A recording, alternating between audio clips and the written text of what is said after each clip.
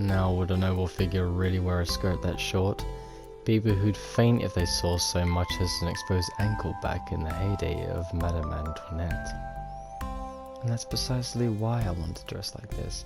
Experimenting with the new fashion trends is exciting. A schoolgirl uniform is hardly a fashion trend, dear. I pause, pondering. And Marie Antoinette was also made redundant, wasn't she? In the worst way possible. Indeed. But I was dignified to the last. I did not scream nor cry, not even when my head was on the chopping block. That would have been far too unladylike. Well, calling me impressed. I don't think I would have been able to handle being executed with such good sportsmanship. You know, there was actually a good piece of history in World War One. A British man was a captive of the Germans at the time. He was a POW. His mother was ill, and he begged and implored the German side to release him so that he could spend some time with his dying mother and get her funeral squared away. And you know what this one German soldier did? He said to him, "Very well, but you must honour your agreement to return once the job is done." And he said, "I will honour it." And so he went, took care of his mum, made sure that she was all squared away, the funeral came, and then as soon as she was buried, he came back and became a VOW again. He spent out the rest of the war, I think it was like another 2 years. He basically imprisoned himself for God knows how long because he honoured his word, basically. That was impressive, if you ask me. Yes, it's stupid in some people's eyes, but to me, that's impressive. Because as a man, he made a promise and he stuck to that promise. And the German soldier did him a kind, let him go, let him take care of his mother, made sure that was all squared away, and he returned. That's a true gentleman in my eyes. That was brilliant. It takes practice, years of training. Don't worry, Robin, I'm sure you'll get there. I'd rather not, if it's all the same to you. I'm quite like my head being attached to my neck. I quite like your head too. You're cute. I'm not sure about that. We exchange brief glances and then we both start to laugh. I'm not sure why. Maybe it's because this situation is so ridiculous.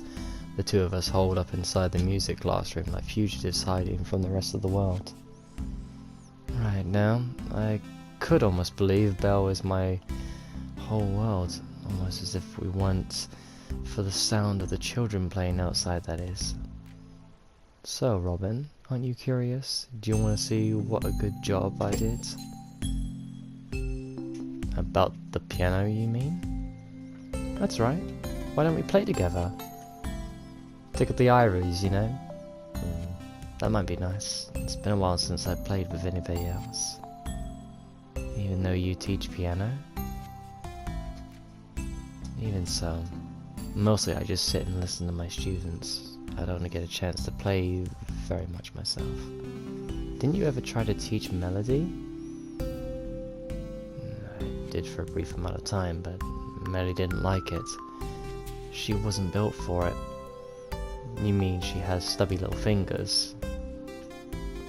She wasn't physically unsuited, it was more mentally, I suppose. She didn't have the knack, no staying power, so she has no patience, basically. It's sad. I really did want Melody to learn how to play the piano. It wasn't just some passing whim. It was my dream. Maybe it was because grandfather, he was one who taught me how to play the piano all those years ago. But when I was 5, he was a patient tutor who offered me words of encouragement, and at the end of each lesson, he'd give me a fruit gum as a reward. Oh, nice. I love fruit gums, they're fantastic. I never saw playing the piano as a burden, though I'm sure lots of children made to learn the instrument do. It was fun. I thought it was. I looked forward to every single lesson, and especially enjoyed it when grandfather would play alongside me. I thought those duets we played together were beautiful.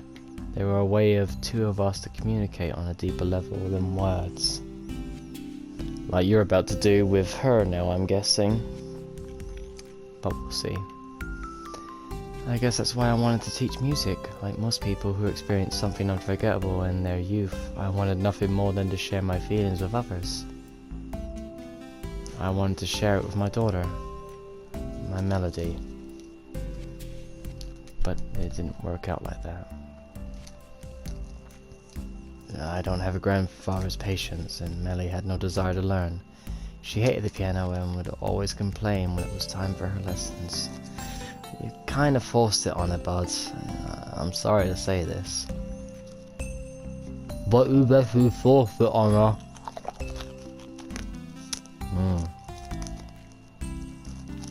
Not like Belle.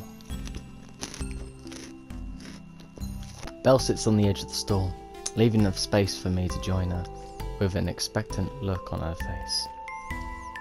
She wants me to play with her. Somebody actually wants me to play with them. Now, when was the last time that happened?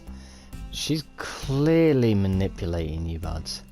She's doing this to earn your trust.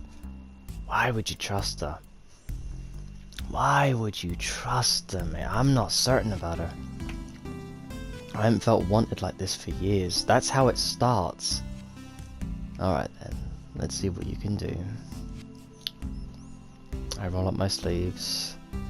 An unabased smile tugging at my lips. It's the kind of smile that's impossible to suppress, like the laughter that threatens to erupt in inopportune moments. I take a seat by Belle on the stool, facing the scratched old Stenway. The stool is small, and I can feel Belle's side pressed against mine. For all her talk about being a spirit, her body is warm and inviting, reassuredly human. What do you want to play? I like Debussy, La Petite Suite. It's one of my favourites. You do know that song, right? Now, honestly, Claude Debussy is a very good composer, but the only one that I really like of his is Clair de Lune. Like, I cannot get into the rest of his music apart from Clair de Lune. It's just so good. So good. Of course I know it. I've been playing the piano for more than 30 years. Please have some faith in me.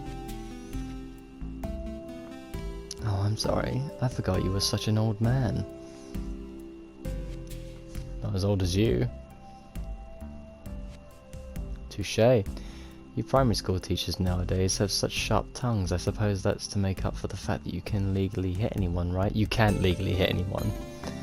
As if I want to hit anyone. I'm not violent. What a shame. I like a man who could take charge.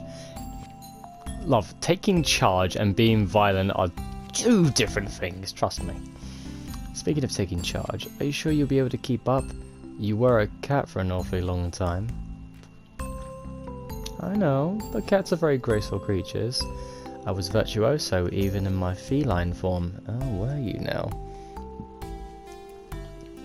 I have vague memories of Belle clambering all over the piano at Great Aunt Clarice's home, her paws pressing against the black and white keys in a cacophony of noise.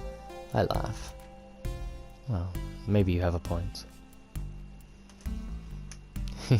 You look a lot cuter when you smile like that. You don't smile nearly enough, Robin. I haven't had much to smile about recently, to tell you the truth. It feels a little bit strange. Maybe I've fractured the muscles around my mouth. Well, I'm sorry if smiling is painful for you, but I won't let you off the hook. Not now we've begun. I'm going to make you smile much, much more.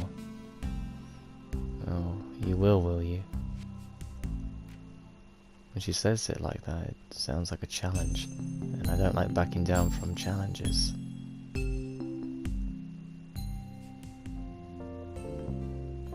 Hehe.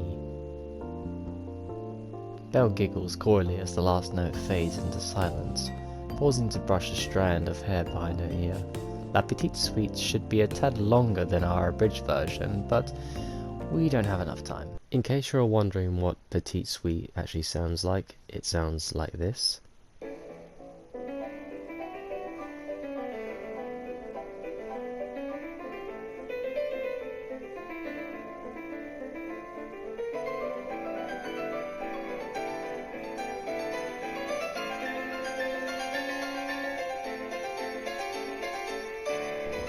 Lunch break will be ending soon, and then my classroom will be assailed by children again, with their sticky fingers and gaping mouths. For a few moments I almost managed to believe Belle and I were the only ones left on the planet. For a few moments that's truly what I wanted. But we all have to return back to reality someday. I think between you and me, we made a right mess of that. Well, it's been a while since I played anything that complicated. And it's been a while since I had fingers. I apologize for being clumsy. It's fine, even if you were clumsy, it was very passionate. Thank you, I'm always passionate in everything that I do. I can't withstand humans who drift through life like jellyfish, pale and grey, even though their lives are so much shorter than mine. Like Debussy. Yeah, like Debussy. I think it might be good he's dead though. He's very upset that we butchered his song. I'm sure he would be. He's turning in his grave right now. Belle smiles, coiling a strand of dark hair around one finger. Well, I would love to stay and chat, but I should probably be going now. I glance at Belle's impractical school uniform, a small smile on my face. I take it you have classes you need to attend? Of course, I'd love to hang around with my favourite teacher a little longer, but this girl is on a tight schedule. Playing the piano really wore me out. It did. All you had to do was move your fingers. I'm aware, but still, I'm not used to maintaining this form. I think I need a nap. You're sleepy at lunchtime. You really are like a cat. I was a cat until a few days ago. Now this cute kitty needs to recharge. Chee. She kissed him. I think I'm a little more prepared for her outward shows of affection today. She leans forward on the stool, Not that she needs to, given how close we are already, and presses a kiss against the tip of my nose, as light as a falling feather. But I still feel my face turning red. What is this? Anyway, I'm starting to feel like the schoolgirl here, and I'm not even in the appropriate outfit, thank God. Belle gets to her feet and smiles, giving me a coquettish wave.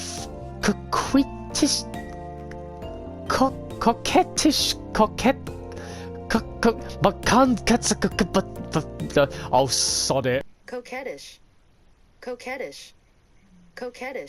Coquettish describes a woman's flirtatious manner. If you were acting in a coquettish way, you might banter playfully and bat your eyelashes.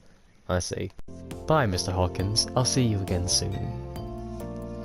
Do you really have to leave through the window? It might look a little suspicious. Don't worry. Nobody noticed me coming in here. I'm sure nobody will notice me leaving. You're awfully confident. Of course I'm confident. I was royalty in my last life, remember? Huh. Of course you were. And quicker than blinking, Belle slips through the window. I watch as she walks away, her dark hair fluttering around her shoulders. She disappears in less than a minute, as though we were never there at all. She were never there at all. What time do you call this? It's crisp crunching time. Oh.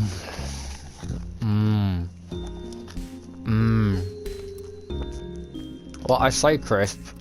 They're actually Snackin' Jacks. Barbecue flavoured. For fuck's sake, if you use it again. I think my dog lost his dog biscuit under the table again. I'll help you out with it in a minute, bud. Hold on. That's the first thing Sally says when I return home. Not hello, how was your day? Or you look tired. Why don't you sit down? But, so, what time do you call this? Though it's phrased as a question, I have enough sense to realise Sally means its strictly rhetorical sense. She knows what time it is already. It says so on the clock, on the kitchen wall. As plain as day, 6 o'clock, give or take, given the clock is a few minutes fast. It is curious. It is a curious inquiry. That is an outright accusation. Look, I'm sorry, Sal. I know it's a little later than usual, but I couldn't help it. I had a staff meeting. A staff meeting. That's right. I told you about it this morning, didn't I? Not that I recall. No. Are you sure I didn't? I could have sworn I did. It doesn't matter how much you swear. That doesn't change the fact that this meeting slipped your mind. Now, why is Sally making those little worm-shaped quotation marks with her fingers? I really was in a staff meeting. I didn't enjoy it one bit, and it was incredibly tedious, but that's what happened. Yeah, dog wants his biscuit. Hold on a minute. I can't even see it. Bro, you need to move your head.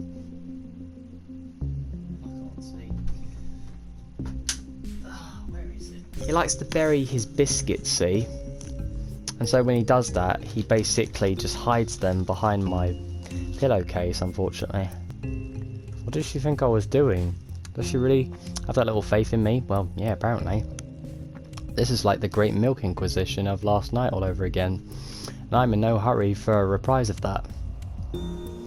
I'm sorry, Sally. I must have forgotten. I've been in so many damn meetings the last few weeks, it's hard to keep track of it all. And is that why you didn't look at your voicemail? Because you've been so damn busy? Voicemail? What are you talking about? I'm talking about Melly, Robin. She was sent home from school early today. I had to go pick her up. Huh? What? I thought Sally was just complaining for the sake of complaining. As she's so... Wait, I can't read. As she is so wont to doing nowadays. What? I didn't expect there to be a real valid point of criticism concealed amongst her words. Jeez, I must sound like a hypocrite. There I was complaining that Sally doesn't trust me when I don't trust her either. Well, there you go. My parents argued a lot too. Maybe that's where I learned all the tricks from in bickering, the suspicion, the paranoia. But this, like... That's right. Melly hurt herself, Robin. She was acting distracted all day and kept falling asleep in class. Insomnia? That's what Melly has, apparently. Then in the middle of PE, she tripped and sprained her leg. She could barely walk. She had to go home. I had a sprained leg too. Not to mention social anxiety, depression, and daily medication. But why do we try to tackle this one hurdle why don't we try to tackle this one hurdle at a time? That's what Joan Fowler, Melly's psychiatrist... She has a psychiatrist? Though according to Joan, she isn't a psychiatrist, she's a child welfare expert, says. I'm sorry, I didn't check my voicemail then. I didn't think. No, you never do you? Do you have to keep jumping down his throat, love? What mobile phones are banned at our school? For the students, I mean, ever since Dylan Price pinched Phoebe Walker's iPhone. Not that children even need iPhones anyway. What are they even? 7? 8? What does that have to do with Melly? I just meant since the children aren't allowed to have phones at school, I'd set a pretty poor example if I had mine turned on all day. That may be the case, but you could have checked it when class ended. I know, I really am sorry, Sally. It totally slipped my mind. So how is Melly? When did she have PE? I don't know, your daughter's own timetable. What? You don't know your own daughter's own oh my god, English, fucking, what is wrong with you today? You don't know your daughter's own timetable? I hardly know my own timetable, Sally. I had the shock of my life just this afternoon when instead of class 2, year 6, I had class 3, year 1. I don't know why I even bothered to tune the piano since year 1 students can't carry a tune in a bucket. So you broke out the maracas again, did you? against my better judgment, yes, give them things that make a lot of noise, and they'll be happy. A small smile quirks the corners of Sally's lips. It flickers there, uncertain, like a guttering flame. I think she's still annoyed at me, but the mental image she has of me being overrun by screaming 5-year-olds is so entertaining she can't quite stop herself from smiling. Wow. Well, a small smile is better than no smile, I suppose. Melly had PE in the afternoon. It was her second to last lesson of the day. She hasn't been back home for long. Not too long. She spent most of the time upstairs in her room. I think she's resting. I don't think Melly's sprained leg is anything life-threatening, do you? Why are we not seeing Melly? I'm really concerned. What if Melly is Belle? Something's off. Something is off. Why are we not seeing their daughter? I'm sure you'll be fine come the morning. She hasn't broken any bones. The school nurse said it was fatigue. I wonder what she's been doing to tire herself out so much. It's not like she ever leaves her room. And she said she was tired. Maybe homework. She's always been so anxious about her grades. Why am I so certain? She shouldn't worry so much. She's far smarter than I was when I was a kid, and she's intelligent. You should tell her that more often. It's probably because you don't praise her enough that she has such low self-esteem, especially given those disastrous piano lessons. Were they really that bad? You made her cry. Ugh. I might have done, but that was years and years ago. She's probably forgotten by now. No. Children never forget. They never forget, especially what a parent does to them.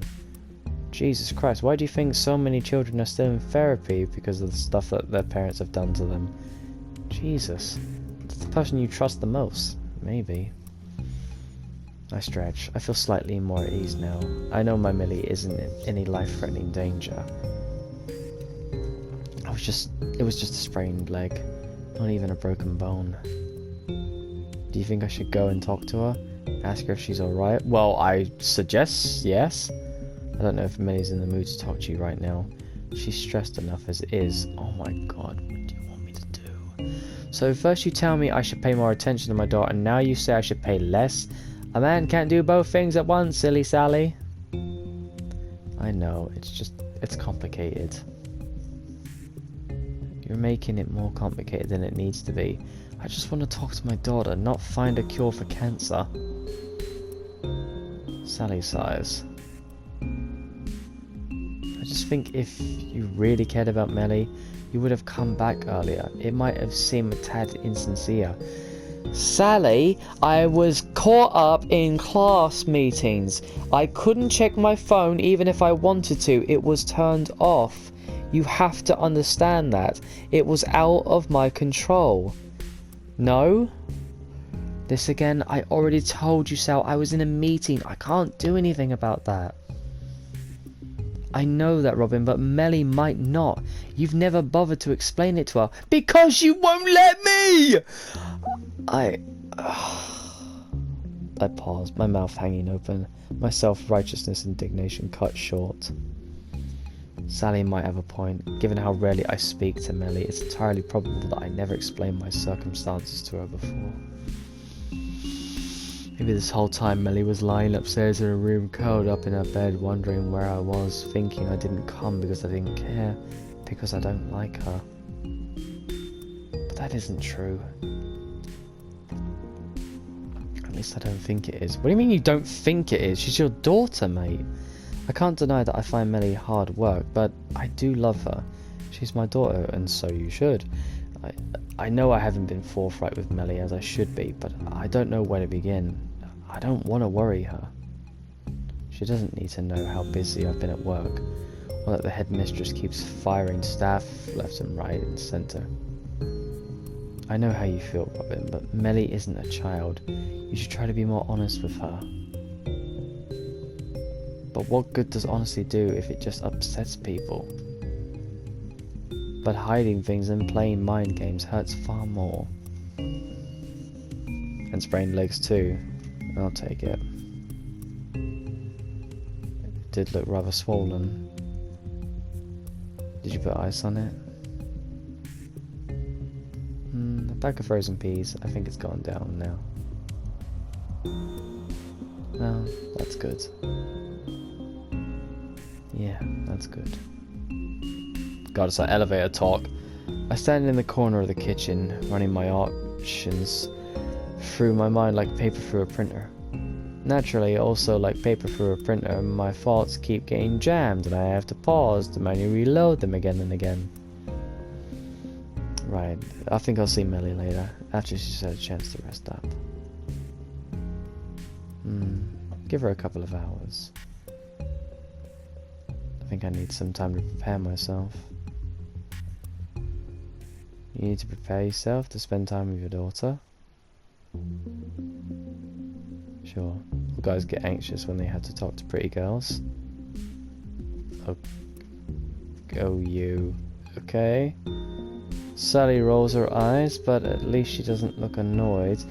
Okay. I'm really starting to get concerned because there is something in the back of my head scratching that Melly is Belle, and I cannot shake it because we're not seeing Melly. She's tired all the time because she's turned into a cat. My dog is trying to eat my crisps. Go away. These are mine. No, it's not yours. It's oh. Whoa. Whoa. Whoa. Mine.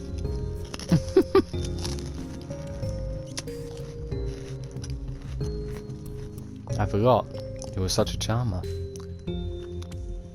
I laugh. I guess it's easy to forget marriage has domesticated me. I pause. You do think our marriage was a good thing, don't you? Of course, I wouldn't have agreed to it otherwise. We're just going through a rough patch, that's all. All couples have them. Oh, Sally. I sigh, suddenly overcome with emotion. Sally sounds like her old self again. Sally Pally, when I was tugging at that ponytail, she always tied her hair back in. Or silly Sally when she said something ridiculous. I wanted to make her blush. She said we're going for a rough patch. She has no idea. Things might be rather complicated than her cautious optimism leads her to believe.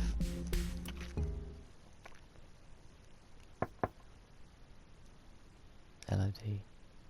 Melly? Hello? Melly? Are you awake? True to my words, a few hours have passed and now I stand outside Melly's bedroom door. It's dark and the hallway is cloaked in shadow. It's kind of imposing. I feel like an unwanted intruder, an interloper, vampire-like. All I can do is wait for Melly's invitation to come inside. I could wait and wait until hell itself freezes over, but I don't think that invitation is forthcoming. Melly doesn't reply. I rap again, my knuckles brushing against the wooden door. I rap again? What? Okay. Melly? Melly's bedroom door is dark. Mahogany. Mahogany. Framed by plum. Oh, okay. There's a small wooden plaque displayed on the door above the brass doorknob which reads Elodie in colourful letters. The M fell off a few years ago, leaving behind a strange, unfamiliar name. Elodie. Elodie.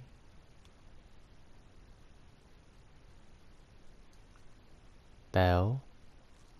What makes noise of a bell? It's a melody. I'm trying to connect the words. I don't know. Still, despite my knocking, Melody doesn't answer. I'm not sure if she's really asleep at 7 in the evening. Yeah, right. or if she's just ignoring me. Alright then, I'm coming in. Excuse me. And with a small apology, I take hold of the brass knob and turn it. She's not here. Melly's door opens slowly, creaking with each and every inch. I think the hinges might be starting to go. I step inside Melody's private quarters, her inner sanctum, and shut the door behind me. I used to go into Melody's room all the time when she was younger, read picture books to her about Maisie and the mouse and Connie the cat to help her nod off to sleep. But that was a long, long time ago. When was the last time I came in here? Maybe it was a few months ago. Maybe it was more. I can't remember.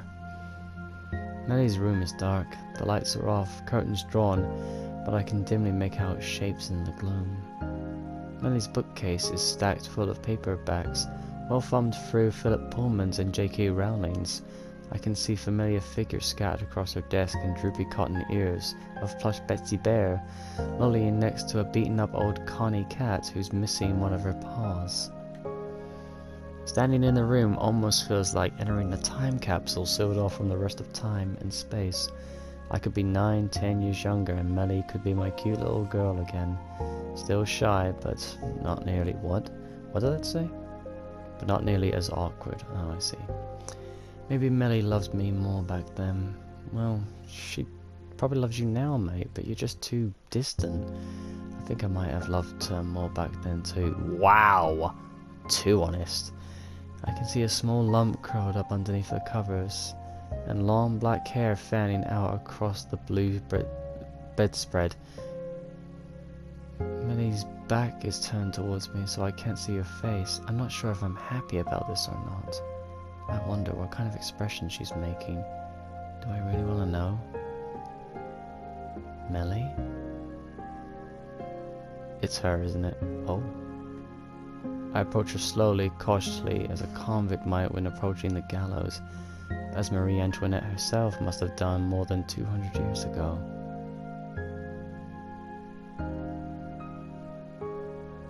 Same hair length. Melly? Are you asleep?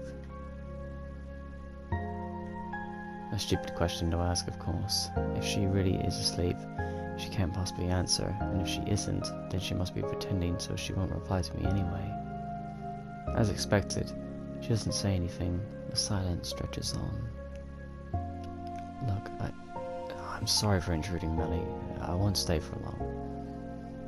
I think about taking a seat on her bed, by Millie's side, but I don't. After such a long time of silence between the pair of us, I don't think we're ready for such a big commitment. Even so, I feel restless. I fish Betsy Bear up from Millie's desk for some reason. Connie Cat looks a little too intimidating for my liking, with her matted fur and missing paw. I turn her over in my hands, just to give myself something to do. I just thought I'd come in here because I wanted to say I'm sorry. Melly doesn't stir. I didn't expect her to either, so that's fine. I'm not sorry that you hurt your leg, mine, because I know that was just an unfortunate accident, and nobody's to blame for that. Least of all you, Melly. I know it wasn't your fault. That isn't to say that I'm not worried about you, because I am, but I know you're a tough girl, and you'll get well soon. Sally said it was only a sprain. You didn't even break a bone. Isn't that good? More silence. I know I'm rambling. It's a bad habit of mine, but I can't stop myself. This silence is pervasive, creeping into the very interior of my skull like a thick smog, and I need to try and blot it out. Maybe if I can fill the room with the sound of my inane, inarticulate chatter, I can kid myself into thinking I'm having some kind of meaningful conversation with Melly. That this, whatever this, might actually change something. I'm sorry I haven't been talking to you enough lately, Melly. I know I've been kind of distant, and it isn't your fault, I swear it isn't. I've been really busy at work, and I know you're probably thinking, how could he be busy? He's just a music teacher, and I'm not mad about it. Everybody thinks it. Even Sally thinks it. The truth of the matter is, our school didn't do well in the last Ofsted report. A lot of parents have been complaining, and it's just kind of stressful. Not that I want to burden you with my own worries, of course, but I just want to let you know. Not that I haven't been around so much, it's not because of you, it's because I'm trying to avoid you. It's not because I'm trying to avoid you, sorry. The thought never crossed my mind. Well, I suppose it crossed my mind just now. But it only crossed my mind in order to tell you that it didn't. I exhale heavily, squeezing the poor abused Betsy Bear into my chest. I wish I didn't have to feel anxious. What kind of grown man is scared of his own daughter? But I can't help it. I'm sorry if I've been acting short with you lately too, Melly. This isn't your fault, it's mine. I'm just stressed, I suppose, and I'm sorry that we didn't get to go to our last weekend. I know I promised, but I just got caught up with something. I know it doesn't make it better. I really am sorry. At this, Melly makes a noise. It's so small it couldn't belong to a mouse, but I heard it clearly nevertheless. So Melly wasn't asleep after all. She really was listening to me. That at least is a little reassuring.